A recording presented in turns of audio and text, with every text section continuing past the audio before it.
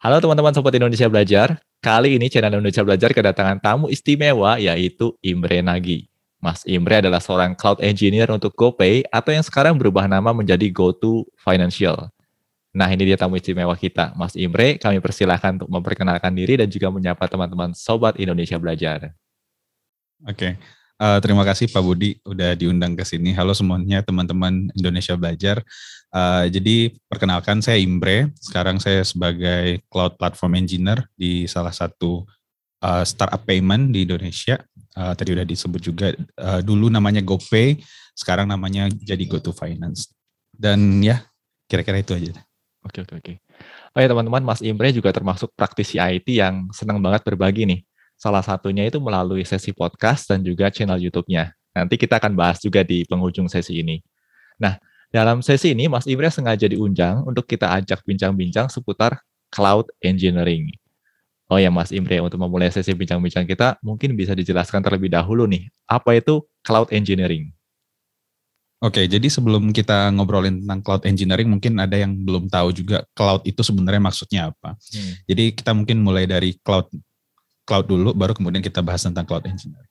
Jadi kalau kita ngomongin dulu, gimana misalkan kalau kita punya aplikasi atau website, biasanya aplikasi atau website kita itu di host di sebuah server. Servernya biasanya adalah komputer kita sendiri atau sebuah server yang kita punya di rumah.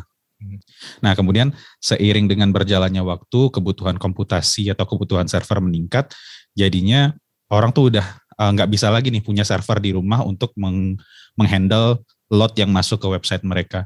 Akibatnya mereka harus beli server baru, nambah sampai cost-nya ternyata jadi lebih mahal. Namun ternyata beberapa perusahaan yang udah melewati skala seperti itu menyadari bahwa sebenarnya daripada orang beli server sendiri, kemudian maintain operasional sendiri, mending mereka bikin, kemudian mereka sewakan. Nah, sebenarnya cloud computing itu adalah server juga, tapi servernya ada di tempat lain. Jadi kita nyewa. Nah, kemudian apa hubungannya dengan cloud engineering? Semakin ke sini, teknologi cloud itu jadi semakin banyak ragamnya. Dulu kalau seandainya kita cuma ngomongin server, kita bisa sewa server atau VPS ya dulu sebutannya. Sekarang teknologi computing di cloud itu udah jadi banyak. Ada compute, kemudian ada storage, kemudian ada networking juga, ada apalagi ya data, analitik dan segala macam.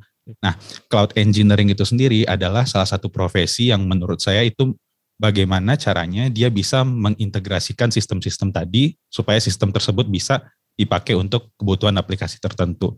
Misalkan kalau misalkan saya butuh aplikasi untuk saya ingin mendeploy sebuah web aplikasi web ya katakan, pasti akan ada front end-nya kemudian bisa kita deploy, kemudian bagaimana caranya front end itu bisa mendapatkan data, mungkin akan ada sistem back end ini nyimpen datanya di mana, itu disimpan di database. Nah kemudian supaya aksesnya jadi lebih cepat gimana, mungkin kita akan butuh seperti CDN, atau kita akan butuh cache.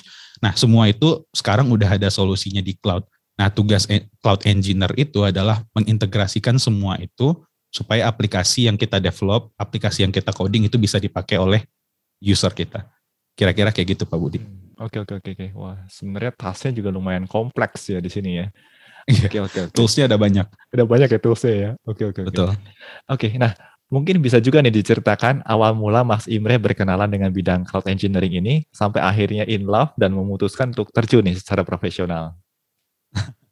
Jadi sebenarnya dulu saya setelah lulus, saya kerja sebagai mobile engineer. Kemudian karena saya nggak terlalu doyan ngerjain UI, akhirnya saya pengen, kayaknya gue pengen nyobain ngerjain back-end deh.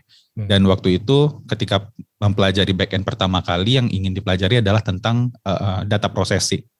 Setelah mempelajari data processing, saya waktu itu belajar Hadoop, kemudian kayaknya seru nih belajar Hadoop, kemudian big data dan segala macam.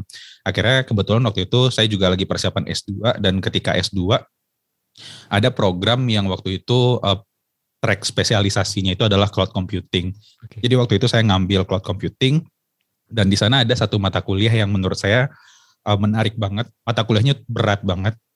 Jadi di semester 1 saya ngambil mata kuliah namanya cloud computing. Nah di situ kita belajar kita belajar banyak hal tentang AWS ya waktu itu ya. Ada EC2, kemudian S3 dan lain-lain, kemudian kita dikasih project. Nah, menariknya adalah sebenarnya dari semua teknologi itu bukan cuma teknologinya doang yang menarik, tapi tantangan dari kuliah itu sendiri. Jadi setiap minggu kita tuh selalu ada tugas, ngumpulin hari Minggu, kemudian setelah itu langsung ada tugas lagi. Jadi waktu itu emang waktu lumayan habis untuk ngerjain itu dan sempat stres juga. Karena baru semester pertama kan kuliah di luar, jadi ada banyak tekanan, kemudian tugas berat dan lain-lain. Tapi ternyata setelah selesai kuliahnya itu, saya menyadari satu hal, oh ternyata seru ya cloud. Dan kemudian di semester 2 dan semester 3-nya itu saya sempat jadi teaching assistant. Nah di sana saya bikin modul pembelajaran tentang cloud, kemudian ada banyak hal lah. Sama juga beratnya, kalau dulu jadi mahasiswa mungkin 15-20 jam, ketika jadi teaching assistant itu sekitar 20-30 jam seminggu. Jadi itu baru satu mata kuliah, sementara ada mata kuliah lainnya. Dan kalau menurut saya sih itu yang bikin saya mungkin jatuh cinta kali ya sama cloud. Karena dulu cloud itu memberikan saya kesulitan yang lumayan, tapi setelah itu saya menyadari bahwa oh ternyata gue belajar banyak loh dari sini. Dan alhamdulillah sampai sekarang masih di bidang ini sih, walaupun domainnya sempat berbeda. Dulu waktu setelah lulus saya join tim data di salah satu OTA.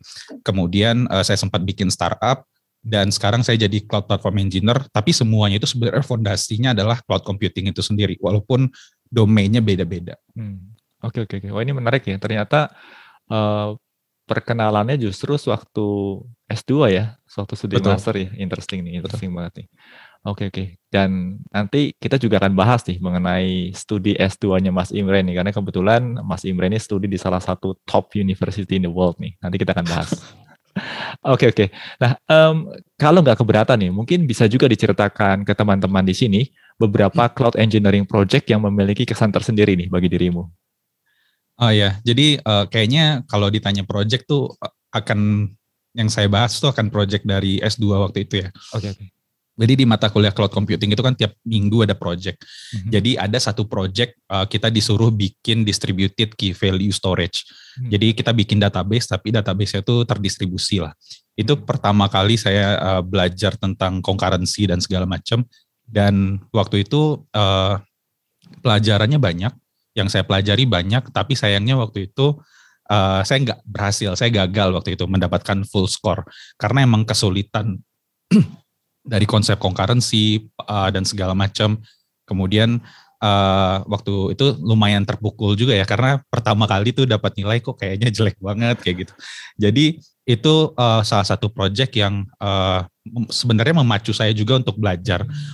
Kemudian kalau setelah lulus waktu itu saya ingat banget, setelah lulus saya belajar Go waktu kuliah tuh bahasa pemrogramannya Java. Okay. Tapi setelah saya belajar Go, kemudian saya buka lagi modul itu. Kemudian saya cobain, oh ternyata bisa loh melakukan itu. Dan ternyata jauh lebih mudah dengan Go waktu itu. Jadi sebenarnya yang salah waktu itu bukan gimana, nggak paham atau gimana, tapi mungkin nggak dapat aja triknya dengan Java waktu itu seperti apa. Jadi ada banyak hal lah. Kalau seandainya kita ngomongin distributed database, kita harus ngomongin tentang konsensus dan segala macam. Itu salah satu hal yang waktu itu saya pelajari dan coba implementasikan tapi gagal. Itu yang pertama. Yang kedua, project yang gak kalah menarik itu sebenarnya di mata kuliah itu juga. Tapi itu adalah project akhir. Jadi di project akhirnya itu kita bikin sebuah sistem untuk ngeproses data Twitter. Jadi kita dikasih data Twitter 1 terabyte. Kemudian kita diminta melakukan pre-processing yang udah ditentuin sama teaching assistant-nya waktu itu. Dan kita simpan datanya. Kemudian semua tim itu akan bikin sebuah API server yang tugasnya nanti akan menerima request dari load testernya si teaching assistant-nya. Jadi teaching assistant-nya akan nge-spawn ratusan bahkan ribuan server untuk nge-hit server yang udah kita buat.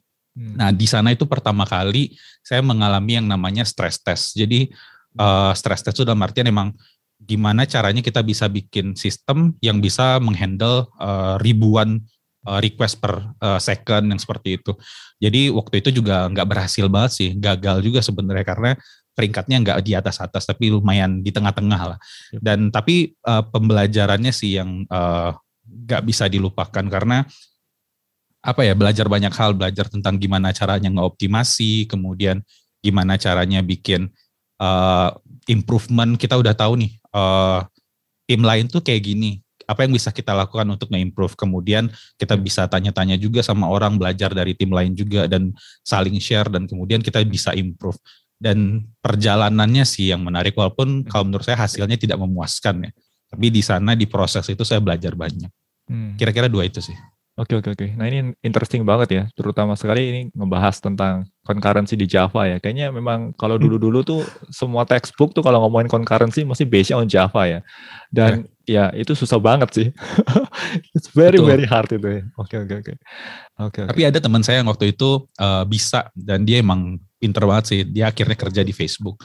Jadi dia yang ngajarin waktu itu setelah kita submit tugas kan baru kita boleh diskusi ya tentang solusinya kayak gimana. Dan dia ngajarin, oh ternyata kayak gini ya caranya. Jadi ya mungkin waktu itu pemahaman saya juga masih terbatas ya waktu itu ya. Jadi ya sayang sekali, tapi nggak apa-apa sih. Oke. Ya, yang penting kan ini ya, ketika kita menghadapi suatu task tuh mungkin saat kita menjalaninya dan mengerjakannya mungkin nggak berjalan dengan sempurna atau mungkin banyak failed-nya, tetapi lesson learn-nya itu yang perlu ya sebenarnya. Itu yang penting sebenarnya buat menjadikan kita improve sebenarnya. Betul, yang penting kita tahu kita salahnya di mana sih, apa yang bisa kita improve. Jadi dari situ kita bisa punya panduan lah apa yang harus kita improve ke depan. Betul. Oke. Nah, kalau berdasarkan pengalamanmu sejauh ini, tantangan-tantangan apa saja sih yang umum dihadapi dalam berkarir di bidang cloud engineering? Tantangan ya. Jadi sebenarnya cloud engineering ini terlalu luas. Jadi saya kebetulan juga Google Developer Expert di kategori cloud. Kemudian ekspektasi orang itu ketika mendengar GDE di cloud itu kayak kita menguasai semuanya. Padahal sebenarnya enggak, kita cuma GDE di beberapa kategori cloud doang. Nah, jadi tantangan pertamanya itu adalah sebenarnya teknologinya ada banyak. Dan untuk kita bisa mempelajari itu kita akan butuh waktu dan tenaga yang lumayan. Nah, ditambah lagi dengan sebenarnya teknologinya itu juga berkembang terus. Jadi setiap tahun ada konferensi, KubeCon, CNCF, itu ada banyak hal baru yang diintroduce. Karena dia open source, jadi pengembangannya pun juga relatif lebih cepat. Jadi kalau menurut saya sih tantangannya itu ada banyak hal, tapi bagaimana caranya kita bisa mendapatkan semua konsepnya, konsep dasar, kemudian dari situ baru nanti kita bisa belajar, oh gue pengen mendalami ini nih, berarti gue akan ambil path misalkan, saya pengen di kontainer, tapi walaupun saya di kontainer saya harus tahu juga nih basicnya. Nah untuk mengumpulkan basic itu sebenarnya yang jadi tantangan, karena kita harus nyobain networking dulu, belajar networking, belajar konsep Linux, kontainer dan segala macam, baru nanti kita bisa lebih deep. Nah kalau menurut saya sih tantangannya seperti itu ya, teknologi banyak, kemudian berkembangnya juga lebih cepat. Ya benar juga sih ya. Saya pribadi kan baru mendalami cloud itu atau baru mempelajari cloud itu mungkin di tahun 2020-an ya. Dan saya juga menyadari benar nih, begitu masuk aja udah bingung ya. Servicesnya ada banyak banget gitu kan ya. Betul. Terus setelah menjalani, seiring berjalannya waktu juga terus nambah itu ya. Beranak pinak tuh servicesnya, dan ini ya overwhelm sih. Saya 2016 waktu itu masih kuliah di CMU, itu service AWS itu nggak beberapa, maksudnya bisa kalau kita ngeklik tombol yang untuk ngebuka semua service itu masih bisa dihitung lah. Sekarang itu udah diklik, nah ini di mana ya, yang mana ini apa gitu. Itu udah banyak, itu dalam waktu 5 tahun ya kira-kira. Udah banyak banget service baru. Itu di AWS, produknya AWS, belum lagi kalau kita ngomongin emang project open source, dan itu lebih gila lagi. Kalau kita ngelihat CNCF landscape, itu sekarang udah kayak titik-titik aja tuh logo-logo open source itu. Betul. Iya. Jadi ya ini ya, mau nggak mau jadi ditantang untuk terus belajar dan terus ini ya, melakukan eksplorasi hal-hal baru ya. Betul. Oke, nah sepanjang perjalanan karirmu, miskonsepsi apa aja sih yang umum ditemui terkait bidang cloud engineering, dan mungkin di sini dirimu bisa sekalian bantu nih untuk meluruskannya. Iya. Ini mungkin saya akan pakai kacamata saya sebagai software engineer dan tim SRE juga kali ya. Jadi kebanyakan banyak orang yang beranggapan bahwa kalau gue pengen di cloud, gue cuma perlu belajar Docker, Kubernetes, kemudian that's it. Padahal sebenarnya kalau seandainya kita pengen belajar cloud itu sebenarnya yang lebih penting itu adalah fundamentalnya, fundamental dari teknologi Linux-nya itu sendiri, dan kemudian tentang fundamental dari software engineering. Kenapa? Karena gini, mungkin kebanyakan SRE itu background-nya adalah Linux administrator. Jadi mereka jago nge-manage Linux dan segala macam. Tapi kalau seandainya kita udah ngomongin cloud, kita itu juga perlu tahu tentang knowledge dari software engineer. Maksudnya gimana sih caranya software engineer itu misalkan akan nge-call ke database. Nah, apa yang dibutuhkan, kemudian ketika dia pengen ngebundle aplikasinya, apa aja yang dibutuhkan. Itu kan knowledge yang sebenarnya ada di software engineer ya. Tapi kalau seandainya kita sebagai tim cloud engineer atau tim DevOps tidak punya informasi atau fundamental tentang itu juga, jadinya ketika kita pengen provide solusi untuk mereka, kita juga akan kesulitan.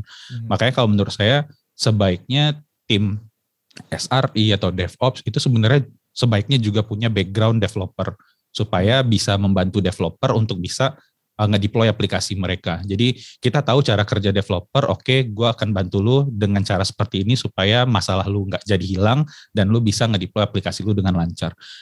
Sebenarnya gimana caranya kita bisa ngebantu developer kalau kita nggak tahu kan workflow developer itu seperti apa. Jadi kalau mau jadi cloud engineer atau tim DevOps atau SRE atau apapun itu sebutannya, mulailah dari memahami bagaimana cara bekerjanya software engineer. Menurut saya kayak gitu. Oke, ini ikut tips.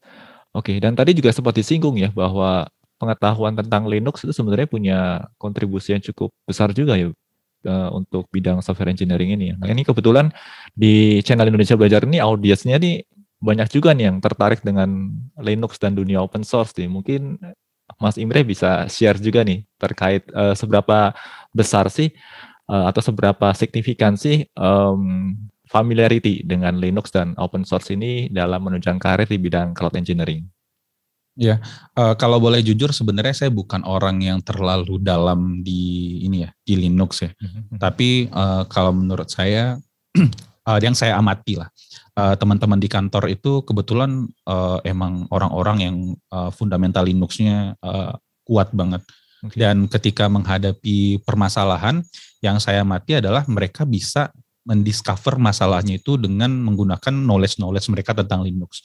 Misalkan kalau kita ngomongin ada isu networking, gimana sih caranya kita bisa tahu request itu masuk ke port mana, kemudian trafficnya seperti apa dan lain-lain. Kan ada konsep TCP-nya juga, dan kalau seandainya kita pakai Linux kan kita bisa trace ya, pakai apa sih? Wireshark dan segala macam. Itu saya mengamati teman-teman di kantor yang punya fundamental yang kuat banget tentang Linux itu bisa ngebantu kita ngediscover root cause itu dengan hasil yang jauh lebih baik. Jadi misalkan ada isu nih, kita nggak cuma bilang bahwa ada isu di load balancer. Kita nggak cuma bilang itu doang, tapi dia bisa sampai di titik di mana dia tahu bahwa load balancer itu misalkan ngelakuin sebuah hal yang aneh yang sebenarnya nggak kita expect. Jadi dengan bisa Linux fundamentalnya kuat, yang saya amati adalah kita jadi bisa mendebak permasalahan itu dengan lebih detail untuk menemukan root cause dari permasalahan. Saya pengen banget sih sebenarnya belajar Linux, pengen ambil sertifikasi, tapi sayangnya waktunya juga belum cukup. Tapi itu sih yang saya amati, dan terus terang saya pengen banget sih. Oke. Wah, ini interesting banget nih. Oke, sebagai seorang praktisi nih di bidang cloud engineering, menurut pengalaman Mas Imre sendiri, bagaimana sih pertumbuhan kebutuhan akan cloud engineer nih, khususnya di Indonesia sekarang ini nih, Mas? Ya. Kalau kita ngomongin di startup ya Pak Budi ya, kan startup ini perusahaan rintisan yang boleh dibilang bahwa untuk memulai itu harus hemat lah. Nggak mungkin startup akan beli server, beli bare metal banyak, kemudian deploy aplikasi mereka ke sana. Itu nggak akan mungkin lah. Jadi yang terjadi adalah semakin banyak perusahaan yang dibuka, semakin banyak produk teknologi yang muncul, itu sebenarnya kebutuhan akan cloud engineer itu sebenarnya makin meningkat. Sebenarnya bukan kebutuhan cloud engineer ya, mungkin kebutuhan akan knowledge tentang cloud engineering itu meningkat. Nah, cuman kalau seandainya kita emang pengen berprofesi sebagai cloud engineer, kalau pandangan saya pribadi adalah tempatnya itu memang ada tempat yang udah membutuhkan itu. Maksudnya gimana? Okay. Kalau seandainya kita di startup kecil ya, yang dibutuhkan itu sebenarnya adalah software engineer, web developer, back-end developer, yang bisa bikin produk dalam waktu cepat. Tapi ketika perusahaannya udah scale pada titik tertentu, misalkan dia udah series B atau series C, itu kan udah titik di mana dia akan scale. Nah di titik-titik seperti itu biasanya startup itu akan membutuhkan tim cloud engineer yang bisa ngurusin infra, yang bisa fokus nge-manage infra, kemudian ada tim developer yang fokus nge-develop fitur. Jadi sebenarnya semakin banyak perusahaan yang berkembang, kayak misalkan yang jadi unicorn lah. Sekarang kan unicorn kita ada sekitar 8 ya. Itu sebenarnya kebutuhan akan cloud engineering itu juga akan semakin meningkat. Apalagi dengan masing-masing perusahaan itu yang punya use case yang berbeda. Misalkan kalau saya di payment, mungkin kebutuhannya akan beda. Misalkan kita ngomong regulasi, compliance, kan kita ada requirement compliance juga. Kalau mungkin di bidang lain, mungkin kebutuhan tentang cloud engineering-nya akan berbeda. Mungkin streaming dan segala macam itu kan knowledge yang berbeda lagi. Jadi kalau menurut saya sih ke depannya, kalau kita ngelihat iklim startup kita, apalagi dengan beberapa perusahaan teknologi belakangan udah mau IPO, kan itu sebenarnya jadi angin segar juga kan buat ekosistem startup. Ternyata orang-orang yang kerja di startup bisa loh punya wealth yang bagus, misalkan seperti itu. Jadi kalau menurut saya sih kedepannya insya Allah masih akan berkembang terus lah. Oke. Nah ini menindaklanjuti pembicaraan tadi nih. Kebetulan audiens di channel Indonesia Belajar ini kan kebanyakan masih mahasiswa dan pelajar nih, terutama sekali di jurusan terkait IT. Walau ada juga sih yang udah mulai meniti karir di bidang IT. Nah mungkin Mas Imre bisa memberikan rekomendasi nih terkait learning path dan juga hal apa saja sih yang perlu dipersiapkan oleh teman-teman yang tertarik untuk melakukan eksplorasi di bidang cloud engineering. Oke. Tadi udah kita sempat bahas juga ya. Yang pertama itu adalah tentang fondasi. Fondasinya Linux, kemudian software engineering. Jadi dua itulah kalau menurut saya. Kenapa? Karena kalau seandainya kita ngomongin Linux, jelas nanti kita akan nge-administrasiin sistem. Kita akan butuh basic-basic Linux, kemudian setup VPN dan segala macam, itu hal-hal yang basic lah. Kemudian kalau kita sebagai software engineer, kenapa? Karena ketika kita sebagai cloud engineer pun kita juga akan nge-develop tools-tools untuk developer. Artinya kita juga akan harus ngoding. Kita bikin produk yang nanti akan dipakai oleh developer untuk membantu mereka mengerjakan tugasnya. Itu pun juga ngoding. Jadi fondasi software engineering, Linux itu juga penting. Kemudian yang kedua, beruntungnya kalau saya boleh bilang bahwa generasi mahasiswa beberapa tahun terakhir ini punya kesempatan yang sebenarnya melimpah. Ada banyak program yang dibuat oleh berbagai macam startup. Misalkan kita ngomong program pemerintah, ada juga kan Kampus Merdeka, bisa intern, itu salah satu kesempatan. Kemudian ada program-program lain kayak dari Google Cloud ada Juara GCP. Itu program yang bisa kita ikuti untuk bisa belajar dan langsung hands-on ke teknologi-teknologi cloud. Yang lebih serius lagi, kerjasama antara beberapa perusahaan startup di Indo dengan universitas itu bangkit, itu juga salah satu program yang bagus. Jadi saran saya sebenarnya kalau seandainya teman-teman emang pengen masuk ke dalam industri cloud, kemudian startup, software engineering, menurut saya itu adalah salah satu path yang sebaiknya teman-teman ambil. Karena walaupun sebenarnya di program-program itu kita cuma akan diperkenalkan dengan kulit-kulitnya ya, tapi paling enggak kita jadi bisa tahu bahwa, oh kalau seandainya gue ngambil cloud engineer, path-nya akan seperti ini. Kalau gue ambil machine learning engineer, path-nya akan seperti ini. Jadi dari sana sebenarnya cukup untuk bisa ngebantu teman-teman ngasih tahu next-nya teman-teman harus kemana. Jadi di situ nggak akan dikasih tahu semuanya. Pengalaman orang bekerja bertahun-tahun itu nggak akan ada di Bangkit, di Juara GCP jelas. Tapi di situ paling nggak bisa ngebantu teman-teman untuk bertanya, mempertanyakan pertanyaan yang tepat. Setelah ini mau kemana? Setelah ini akan belajar apa? Jadi kira-kira menurut saya kayak gitu. Oke. Oh ya, untuk makin menginspirasi nih teman-teman di sini nih, yang supaya bisa lebih tertarik dengan cloud engineering nih, mungkin bisa share sedikit dong day to day activity Mas Imre sebagai seorang cloud engineer tuh ngapain aja sih sebenarnya? Iya. Sebenarnya tergantung waktu dan kegiatannya juga ya. Kalau tahun lalu saya fokus di development untuk internal tools yang bisa dipakai oleh developer. Itu sempat saya presentasiin juga di KubeCon North America kemarin. Jadi saya bikin tools untuk ngebantu developer biar bisa ngedeploy aplikasi mereka. Jadi developer tuh nggak perlu tahu lagi lah mereka itu gimana caranya aplikasinya bisa run di cloud. Kita cuma ngasih tahu komennya ini, kemudian mereka deploy, mereka taunya aplikasinya udah ke-deploy dengan ada sidecar dan macam-macam. Itu yang pertama. Kalau sekarang saya lebih sibuk di beberapa hal yang sifatnya maintenance sih. Jadi mungkin migrasi dan segala macam. Day to day-nya lebih banyak itu. Kemudian karena kita tim infra, jadi kan tim infra ini kan kliennya itu adalah developer ya. Jadi kalau seandainya developer ada problem, biasanya mereka akan reach out ke kita, kemudian kita bantu. Oh kalau seandainya dia dapat masalah kayak gini, solusinya seperti apa? Ada nggak sih yang bisa kita bantu? Kalau seandainya kita nggak bisa bantu, kita akan circulate lagi ke tim. Ada nggak yang tahu ini punya konteks dan segala macam. Jadi biasanya sih day to day-nya seperti itu. Tergantung kebutuhan perusahaan. Oke. Yang menarik banget nih, interesting nih.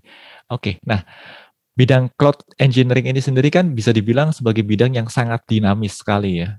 Nah, kalau boleh tahu nih, hal-hal apa saja sih yang biasanya dirimu lakukan untuk tetap up to date? Ini menarik Pak Budi. Saya beberapa bulan ke belakang, at least 2 bulan itu saya punya refleksi diri sendiri sebenarnya. Dulu sebelum saya nikah, sebelum punya anak, itu waktu belajar itu banyak, ya kan? Punya banyak waktu belajar, tenaga masih kuat, begadang sampai malam tuh masih ada lah tenaganya. Nah sekarang makin kesini saya ngerasa kayaknya jam 10 tuh udah ngantuk banget, kemudian kerja udah dari jam 9 sampai jam 6, kemudian habis itu main sama anak sampai jam 9 sampai dia tidur lah kira-kira 9:30, 10. Pertanyaannya kapan mau bisa belajar? Nah saya mempertanyakan itu kenapa? Karena teknologi, tadi kita di depan bahas bahwa teknologi itu berkembang cepat kan. Kalau seandainya kita nggak belajar, kita nggak bisa keep up dengan itu. Saya berpikir gimana ya caranya gue bisa belajar biar tetap bisa up to date. Kemudian saya tiba-tiba kepikiran dengan satu hal bahwa kayaknya cara belajar gue harusnya nggak bisa dengan cara belajar seperti dulu ketika masih sendiri. Dulu kita bisa belajar 2 jam, 3 jam, ngoprek segala macam kan. Itu bisa lah, tenaga masih ada, bahkan sampai jam 3 pagi itu masih ada. Nah sekarang tuh udah nggak bisa. Nah makanya saya berpikir ada nggak sih cara yang bisa dilakukan untuk mengatasi permasalahan itu. Kemudian saya sempat baca beberapa buku, nyari referensi, sampai akhirnya saya sampai kepada konklusi bahwa kayaknya di fase-fase di umur yang sekarang hampir memasuki 30 ini, kayaknya cara belajarnya harus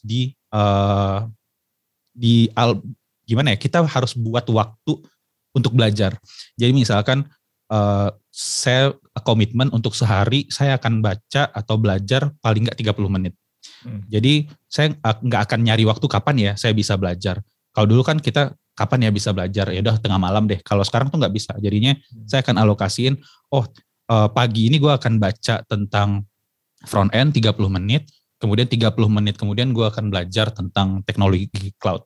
Dan itu emang dijalankan dengan cukup religius. Dalam artian ya kalau 30 menit, kalau seandainya kita stuck dalam 30 menit, kadang kan orang kalau stuck pengen gali-gali terus ya. Nah kalau saya sekarang mikirnya kalau udah stuck 30 menit tinggalin, besok lanjutin. Jadi itu yang belakangan saya lakukan dan terus terang lumayan berasa punya dampak ya. Walaupun sebenarnya kalau kita lihat dalam satu hari itu kita cuma nyisihin waktu 30 menit, tapi kalau ternyata setelah diakumulasiin 1 bulan, 30 hari kali 30 menit kan sebenarnya waktu yang relatif panjang juga sebenarnya. Cuman lebih nggak berasa dan kita masih bisa lah mengalokasikan waktu itu.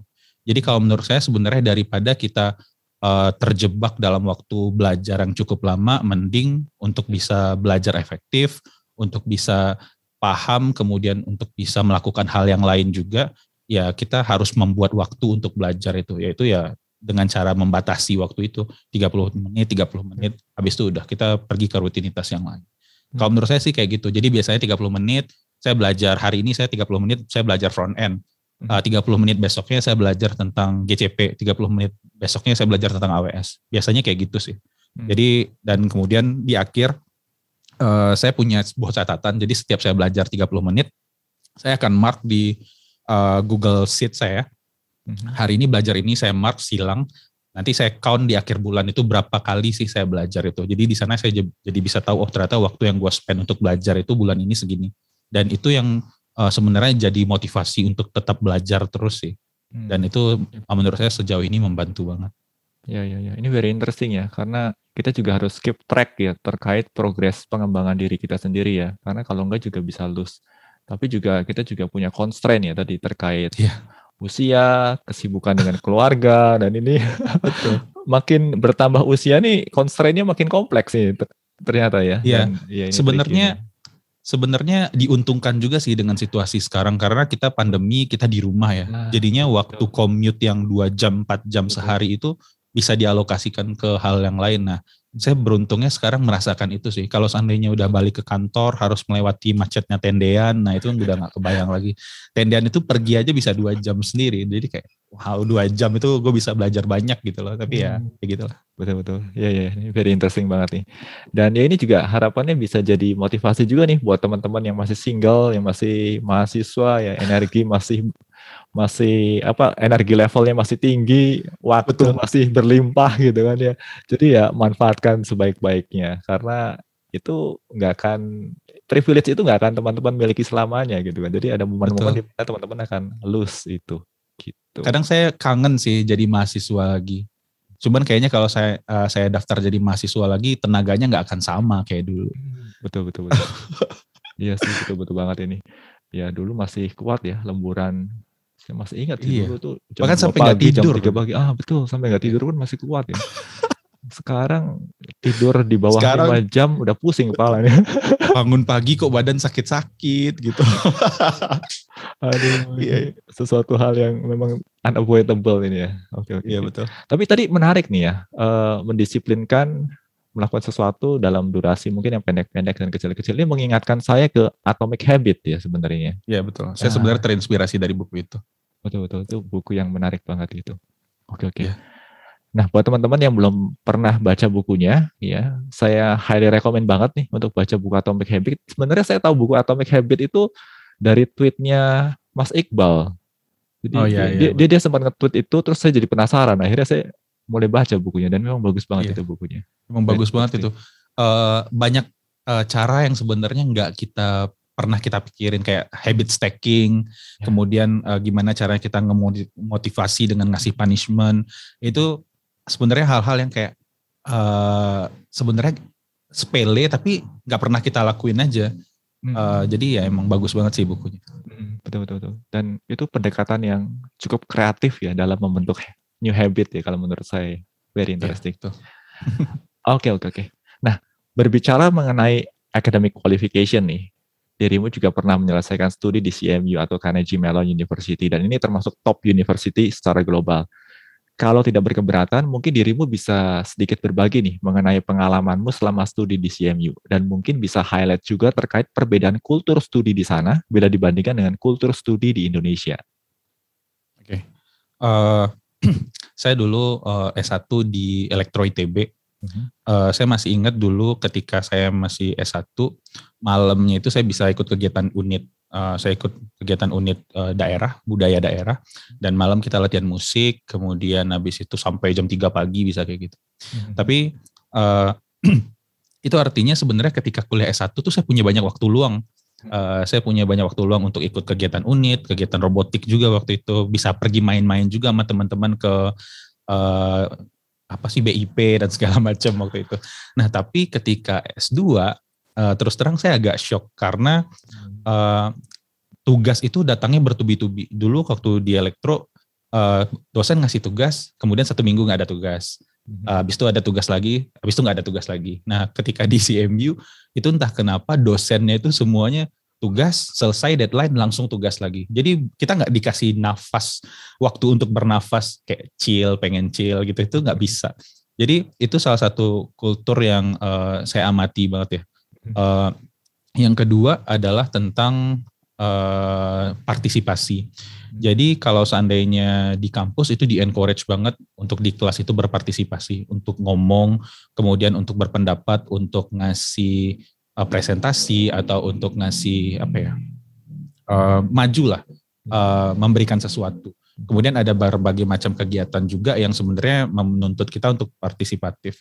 Dan kritis itu juga hal yang sangat penting. Jadi di sana waktu hal yang menarik, kalau dulu kan saya S1 datang ke kelas, dosen ngajarin. Tapi waktu di S2 kemarin, saya masuk kelas, itu dosen tuh nggak ngajarin. Dia nanya, apa yang kalian nggak pahami? Kenapa? Karena dia udah nyuruh kita untuk nonton video, untuk baca sebelum kelas itu dimulai. Itu awalnya kayak, ya udahlah, datang aja lah ke kelas, paling nanti dosennya ngejelasin. Ternyata dosennya nggak ngejelasin sama sekali materi itu. Dan itu awal-awal semester 1 yang bikin saya lumayan shock. Setelah itu malah jadi kebiasaan, nge-review materi dulu sebelum ke kelas, dan habis itu ketika di kelas bertanya tentang apa yang nggak tahu. Kalau seandainya ada teman yang nggak tahu, kita bisa saling memberikan masukan dan segala macam. Itu yang kedua. Satu lagi yang paling menarik menurut saya adalah tentang integritas sih. Dulu waktu masih kuliah di ITB, saya nggak bohong lah. Ada lah beberapa kali kita nyontek PR kayak gitu, itu ada lah. Bahkan dulu ketika waktu zaman saya kuliah kan smartphone lagi canggih-canggihnya ya, bisa moto-moto tugas. Itu kan hal yang sebenarnya nggak boleh dilakukan. Tapi ketika saya masuk ke CMU, itu hal yang sangat-sangat dibenci lah, dikutuk lah. Jadi menariknya mata kuliah yang pertama saya dapatkan di CMU itu bukan tentang cloud computing, tapi tentang integrity. Jadi first class itu di cloud computing itu tentang integrity. Jadi dia ngasih tahu yang mana yang dibilang sebagai cheating, yang mana yang dibilang yang termasuk oke, boleh dilakukan. Misalkan kalau seandainya kita ngobrol sama teman, ngebahas tentang gimana sih approach-nya dan segala macam, itu hal yang boleh dilakukan. Tapi ketika kita melihat codingan teman, baru melihat aja nih, kita nggak ngopas, itu udah satu pelanggaran. Dan hal-hal itu yang ditekankan banget sampai akhirnya selama S2 itu saya jadi menginternalisasikan nilai-nilai tadi. Kalau tugas seberat apapun tugasnya, gue nggak boleh nyontek. Ya, kalau dulu kan, ini gimana ya, tanya teman, lihat dong punya lu. Kalau dulu kan kayak gitu. Ketika S2, hal itu tuh udah nggak bisa lagi, karena nilai-nilai tadi itu udah terinternalisasi. Dan tapi sayangnya masih ada juga orang-orang yang melakukan itu. Dan ketika ketahuan, itu parah banget. Hukumannya bisa langsung sampai mereka langsung nggak dilulusin, nggak boleh ikut kelas itu lagi. Jadi emang emang keras banget lah penerapan integritas dan pemberian konsekuensi ini. Jadi kalau menurut saya sih itu yang ngebedain kita ya. Mungkin waktu S1 kita masih anak SMA baru lulus, masih rebel kayak gitu, dikasih itu kepercayaan, kita mungkin masih belum bisa. Tapi semakin dewasa malah jadi ngelihatnya harusnya dulu gue ngelakuin ini ya, kalau seandainya gue emang pengen tahu bahwa kayaknya ini adalah kemampuan gue dan hasil dari kerja keras gue. Kalau S1 kan jadinya nggak tahu nih apakah ini emang beneran kita, apa kebetulan kita nyontek teman yang bener kan. Jadi itu sih sebenarnya budaya-budaya yang menurut saya berbeda ya. Tapi ya mudah-mudahan saya nggak tahu gimana situasi dunia perkuliahan sekarang, tapi mudah-mudahan semakin baik lah. Yep. Ya ini ada setidaknya ada 2 poin menarik yang saya tangkap di sini. Yang pertama adalah memposisikan student sebagai active learner ya. Ini luar biasa banget kalau menurut saya, dan menurut saya proses belajar yang sehat tuh yang seperti itu seharusnya. Jadi student itu sebagai active learner dan pengajar itu lebih sebagai fasilitator ya, yang membantu mengadres beberapa kesulitan student dalam mempelajari topik tersebut. Dan bukan lagi content delivery ya, ataupun lecturing ya, karena content delivery apalagi zaman seperti sekarang ini kan mudah sekali ya content delivery itu ya sebenarnya. Betul. Terus poin yang tadi yang terakhir tuh menarik, itu integrity. Dan ini mengingatkan saya juga waktu dulu saya studi di Australia sih. Waktu itu saya sempat presentasi, dan dalam presentasi saya itu saya sempat membuat jokes ya. Dan turns out jokes saya ternyata itu nggak lucu, tapi justru malah fatal ya. Karena saya mengangkat jokes-nya terkait cheating di kelas. Dan dulu saya nggak paham bahwa yang namanya cheating itu untuk konteks Western education itu adalah sesuatu hal yang disgraceful. Dan itu termasuk dalam kategori academic misconduct dan punya konsekuensi yang sangat keras. Jadi itu saya buat jokes di semester pertama waktu studi di Australia, dan saya nggak punya gambaran mengenai itu. Saya pikir itu lucu ya, ternyata itu sama sekali nggak lucu, dan itu sangat memalukan, dan saya benar-benar merasa malu sekali saat itu. Dan ya ini memang beda banget sih ya. Dan ya harapannya lah nanti ke depannya Indonesia pelan-pelan mulai bisa menerapkan integrity in a serious way ya. Iya, mudah-mudahan. Amin. Oke. Oh ya, seperti tadi di awal sesi kan sempat disebutkan nih bahwa dirimu juga mengelola sebuah channel YouTube bernama Cloud Engineering with Imre. Nah, boleh dong diceritakan awal mula lahirnya channel ini dan juga fokus pembahasan dari channel ini. Oke. Jadi sebenarnya saya tuh dari dulu emang doyan sharing sebenarnya. Tapi dulu sebelum saya nge-YouTube di awal pandemi itu, kan saya GDE, saya sering travel ke beberapa kota, beberapa negara juga di Southeast Asia. Karena itu disupport oleh Google dan emang GDE itu tugasnya seperti itu. Jadi saya suka jalan-jalan, ketemu teman-teman komunitas, tapi tiba-tiba pandemi kemudian nggak bisa ngapa-ngapain, harus di rumah. Tapi masih punya rasa gimana ya? Rasa itu membuncah gitu. Gue pengen share deh, tapi lewat jalur apa? Sampai akhirnya ngelihat channel YouTube yang lama. Oh, gue punya YouTube ya. Terus terang saya terinspirasi sama Pak Sandika Gali juga ya. Waktu itu ngelihat Pak Dika punya channel bikin web, ini ngajarin web nih, udah ada yang ngajarin web. Ada nggak ya orang yang ngajarin cloud tapi pakai bahasa Indonesia? Jadi akhirnya waktu itu saya beraniin lah diri buat bikin video pertama ngebahas tentang cloud. Waktu itu kalau nggak salah masih tentang testing dan cloud. Sebenarnya tapi waktu itu saya ngerasa wah kayaknya gue nggak kuat nih bikin video, capek banget. Jadi akhirnya setelah saat itu saya ngerubah konsep daripada saya harus mempersiapkan banyak waktu untuk bikin video. Jadi ya udahlah, mending gue live streaming, nyalain, kemudian ambil satu topik yang pengen dibahas, kemudian di drill aja ketika live streaming. Dan makanya sampai sekarang tuh konsepnya tuh live streaming. Bahkan kadang ada juga orang yang pernah komentar, kok lo belajarnya di ini sih di YouTube, kan gue pengen nonton YouTube supaya gue bisa belajar hal yang udah lo tahu kayak gitu. Ada juga yang komen seperti itu sayangnya. Tapi kalau seandainya apa ya, kan sebenarnya saya pengen ngelakuin dua hal dalam waktu yang bersamaan supaya lebih efisien. Jadi saya pengen belajar, saya pengen explore sesuatu, tapi dari saya juga pengen sharing ke teman-teman yang lain. Karena ketika saya belajar tuh biasanya, oh ternyata hal ini tuh seperti ini karena ini loh. Jadi ada perspektif yang saya tambahin ke dalam apa yang saya pelajari. Dan harapannya sebenarnya orang-orang yang nonton itu bisa mempelajari apa yang saya pelajari dan juga tahu konteks yang saya tambahin tadi. Jadi sebenarnya YouTube itu cuma jadi ajang untuk have fun aja sebenarnya. Biar bisa tetap ketemu sama orang, bisa ngobrol, bisa sharing apapun lah. Makanya kadang saya random banget, tiba-tiba pengen live streaming ngebahas Go, nyalain, ngomong tentang Go. Pengen ngebahas tentang cloud, nyalain aja. Jadi emang serandom itu, dan sampai sekarang pun nggak tahu ya, mudah-mudahan nanti setelah pandemi masih ada waktunya. Kita nggak tahu pandemi udah selesai atau belum gimana. Tapi intinya mudah-mudahan nanti kedepannya masih tetap bisa sharing, karena di YouTube itu sebenarnya jangkauannya jadi lebih luas aja sih. Karena kalau dulu pergi ke Semarang ya ketemunya sama orang Semarang aja. Padahal sebenarnya kalau di YouTube ya siapapun bisa menikmati. Jadi ya seperti itu sih di channel YouTube. Emang serba random. Orang bilang, lu bahas cloud atau bahas backend sih? Gue bahas dua-duanya, yang mana yang gue suka aja. Jadi ya kalau seandainya ada yang menarik buat lo ya udah nikmati aja. Tapi kalau enggak ya mungkin lo bukan audiens gue. Saya sering ngomong kayak gitu. Yep. Oke. Ya ini saya pendapat banget sih, YouTube ini reach out-nya luas banget ya. Kalau dulu kan meet up itu regional ya, meet up di Bandung ya ketemunya ya di Bandung gitu. Saya juga pernah hadir nih di sesi sharingnya Imre dulu waktu di Bandung. Jadi, yang di itu ya, di kantor, di Dago waktu itu, di daerah Dago. Okay. Oh iya, ingat. Nah itu saya sempat ikutan juga itu. Nah, tapi ya memang benar sih ya, pandemi akhirnya pertemuan atau meet up offline jadi tidak memungkinkan, dan tapi justru malah ini ya, YouTube ini jadi memberi kesempatan pada kita untuk bisa sharing materi dengan outreach audience yang jauh lebih luas sekarang ini. Nggak pernah kebayang kan audiens kita ternyata ada yang dari Medan, ada yang dari Papua gitu kan. Itu mungkin tempat-tempat yang belum pernah kita kunjungi sebelumnya, itu kan menarik banget sebenarnya. Iya, betul.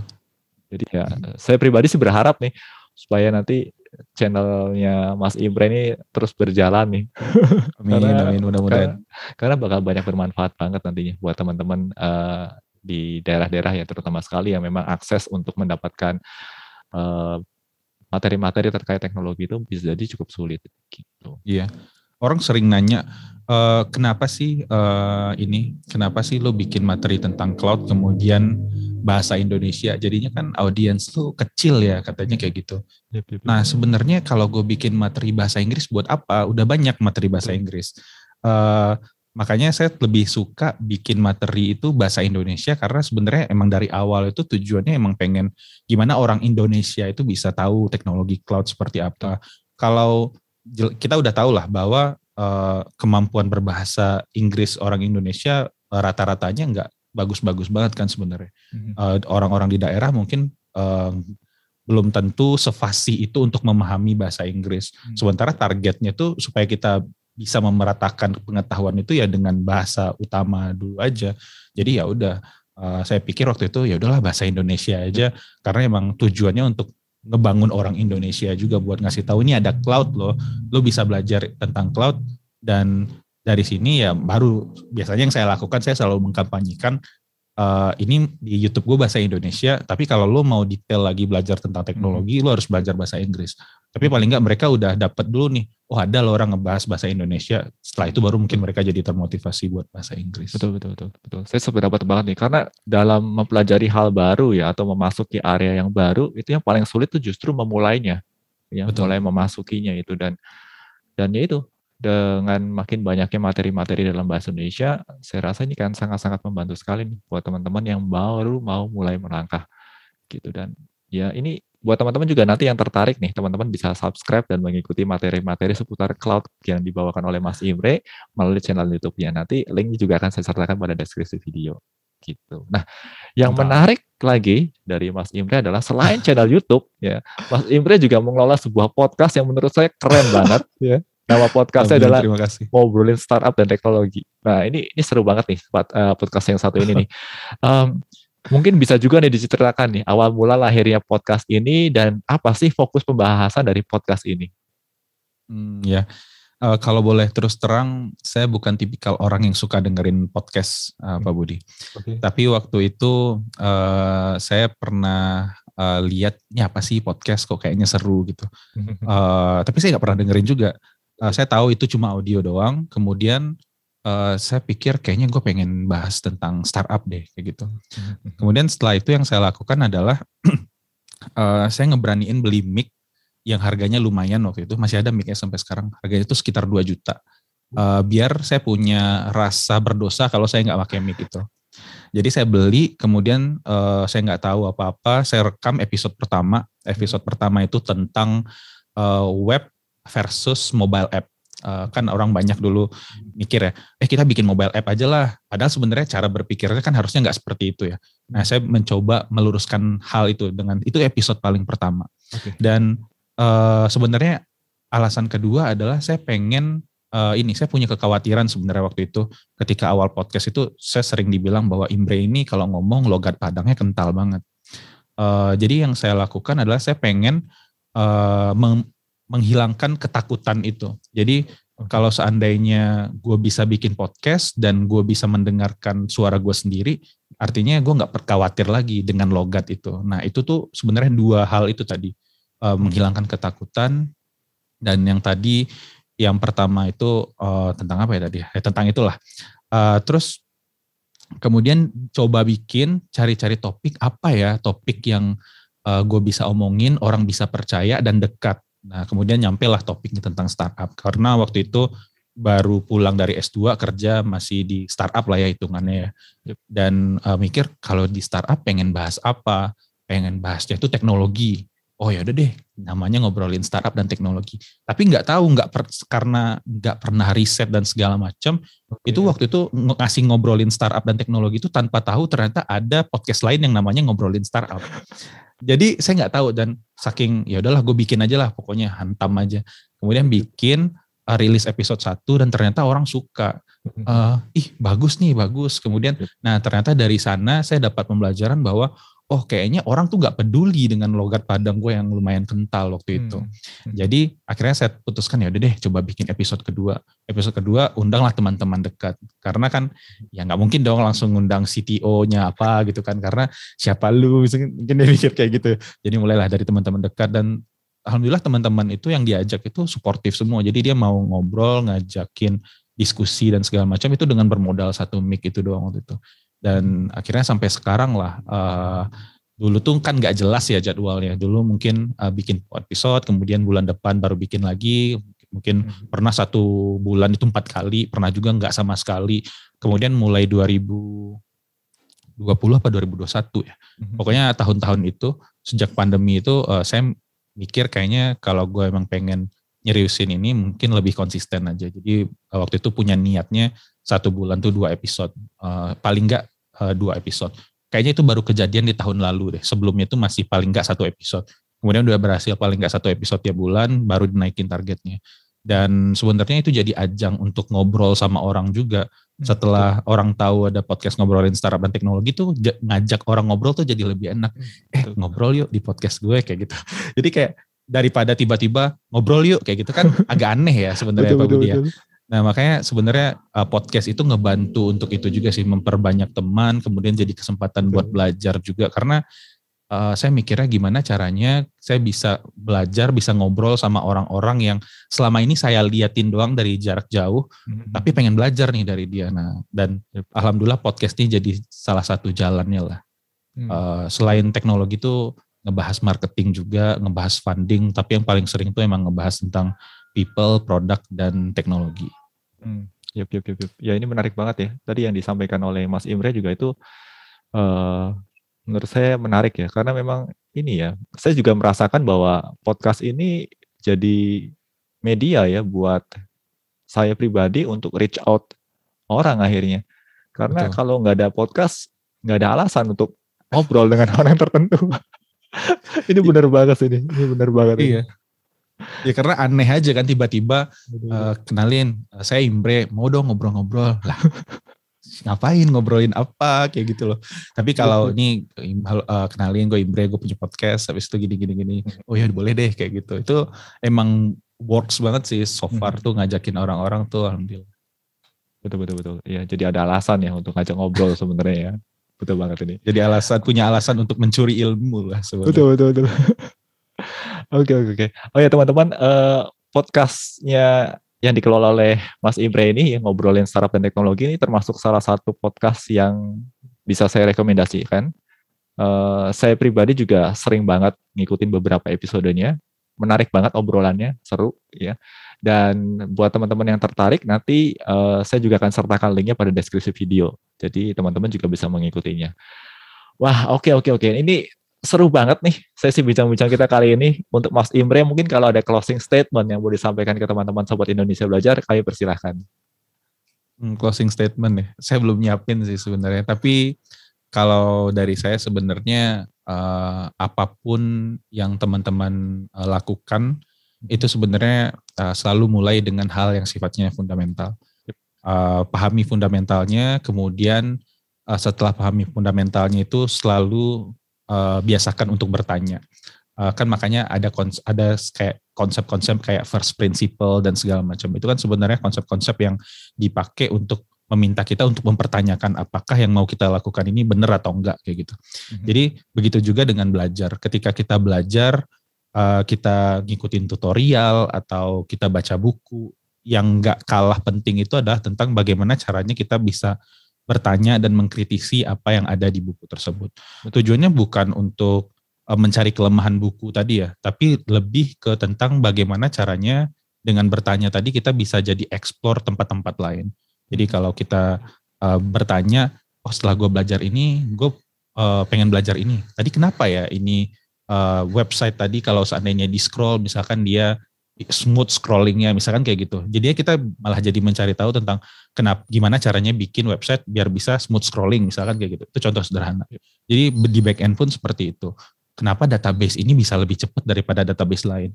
Ternyata ada teknologi ini. Terus kita bertanya lagi kenapa teknologi ini bisa bikin dia lebih cepat? Ternyata dia pakai data struktur ini. Jadi kita bisa dengan bertanya terus kita bisa jadi mempelajari satu hal hingga titik kedalaman tertentu. Jadi itu menurut saya yang paling penting dan mungkin lumayan sering dilupakan karena saking banyaknya materi yang beredar di internet, ada abundant resources di internet, kadang kita jadi lupa bertanya, kita jadi ngikutin tutorial, kemudian kita jadi malah tumpul kemampuan kita untuk bertanya, kemampuan untuk kita menganalisis. Jadi kalau seandainya pengen belajar lebih dalam, saran saya adalah pastikan selalu bertanya. Oke. Wow, ini closing statement yang menurut saya powerful banget, dan ini merupakan salah satu kunci keberhasilan dalam belajar menurut saya, karena bertanya itu menjadikan kita sebagai eager learner ya. Karena dengan mempertanyakan sesuatu, kita justru men-challenge diri kita sendiri untuk menggali lebih lanjut. Ya, dan ini menurut saya penting banget sih. Oke. Wah, kadang orang gini Pak Budi, mungkin tambahin sedikit nggak apa ya?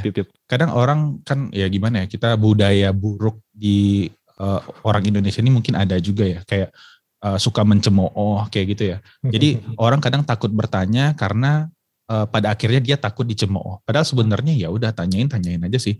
Kalau seandainya ada orang yang mencemooh mungkin ya kenapa kita harus sambil pusing.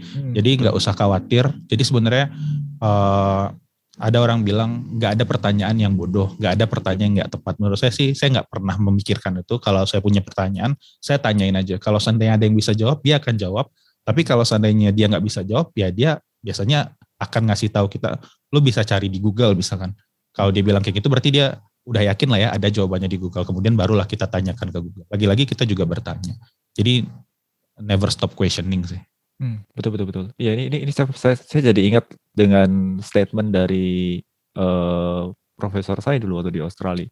Dia bilang bahwa mengajukan pertanyaan itu penting. Ya, bahkan scientific discovery itu selalu diawali dengan proper research question, kata dia. Semakin tajam pertanyaan kita, itu yang akan mendrive kita untuk melakukan eksplorasi lebih lanjut. Wow, ini very powerful ini. Oke, wah, terima kasih banyak loh ini untuk Mas Imre Nagy yang sudah berkenan hadir nih dalam sesi bincang-bincang kita. Sehat, sukses, dan bahagia selalu tentunya untuk Mas Imre. Dan ya, terima kasih Pak Budi udah diundang juga ke Indonesia Belajar. Ini saya yang sangat-sangat berterima kasih sekali nih. Oke, dan semoga apa yang kita berbincangkan di sini ini dapat bermanfaat bagi banyak orang dan juga bagi perkembangan dunia IT di Indonesia. Amin. Oh ya teman-teman, seperti biasa, bila teman-teman mendapatkan manfaat dari sesi podcast ini, teman-teman bisa memberikan like pada videonya. Ini akan berperan sebagai feedback sederhana bagi kami terkait sesi ini. Dan akhir kata, saya mau tutup sesi bincang-bincang kita kali ini. Salam Indonesia Belajar, banyak belajar, biar bisa bantu banyak orang. Bye-bye.